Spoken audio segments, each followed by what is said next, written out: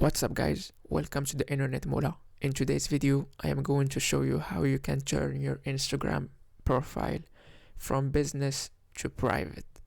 So let's go ahead and start. This is my Instagram page. The first thing, I'm gonna click more and then click settings. After that, scroll down to account privacy and then you're gonna find account privacy. Click on this one and turn it on like this, and as you guys can see, once you switch to private account, only your followers will be able to see your photos and videos.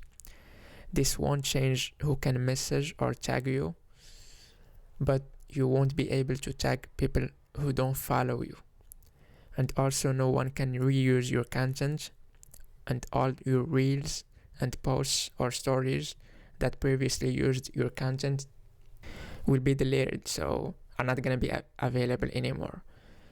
So all you have to do is click switch to private, and you're gonna switch the account from business to private account. So this is the easiest way to do it from your PC or like from your web browser. So if you like the video, click on the like button, subscribe on our YouTube channel to get more tutorials, and thank you guys for watching this video. Bye.